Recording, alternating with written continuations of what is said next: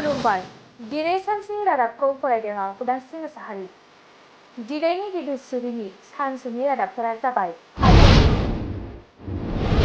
उदांस्रि सान फालिनायजों लोब्बा लाखिनानै इन्डियान रेड क्रस ससाइटि आरो अदालगुरि सिभिल हस्पिटालआ थै दान होनाय हाबाफारि खुंदों।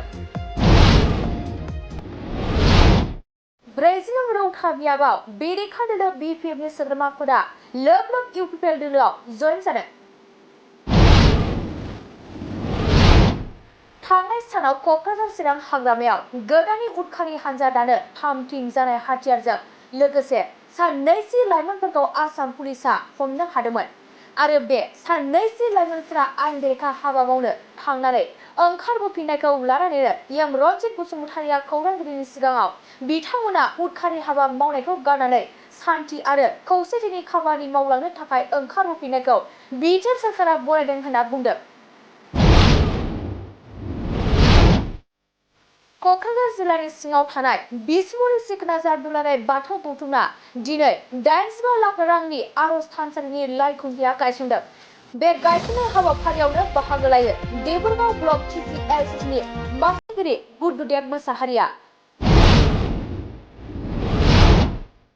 बड'लेण्डखौ सोमखोर मिथिंगा खालामनाय थांखिजों क'क्राझार जिल्लानि सिङाव थानाय पाटगाव एभेलेज क्लाबआ ग्रीन बड'लेण्ड मिशननि गेजेरजों पाटगाव HS स्कुलनि गेलेग्रा गेवलां फोथारनि सोरगिदिं गोबां बिफां गायदों। 1990 मायथाइयाव गायसनजानाय क'क्राझार सोहोरनि खोला फारसे नाराबारियाव थानाय क'क्राझार हिनजावसा फरायसालिमाया देग्लाय 35 बोसोराव आगान होबाय। बेजोंनो लोब्बा लाखिनानै दिनै 35थि गायसनथाय सान फालिदों क'क्राझार हिनजावसा फरायसालिमाया। सुबनखाता निकासी दिरिं दैमानि सायाव बायनानै थानाय औवानि सायखंखौ रायजोनि खाबुनि थाखाय फोसाबना होदों हिमालय सेरफां संख्रै हाजो ससाइटिआ। दिनै सानसेनि रादाबफोरा एसेनोसै। गोजोन्थों।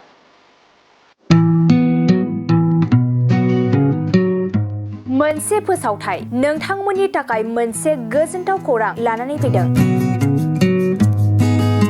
चिरां जिल्लानि सिङाव थानाय काजलगावनि सिफुं हटेलखौ गुवाहाटी नोगोरनि साखाथियाव थानाय सानसारियाव गोदानै मोनसे सिफुं हटेल ब्रान्च खुलिनाया नोंथांमोननि थाखाय गोजोनथाव खौरां लानानै फैदों।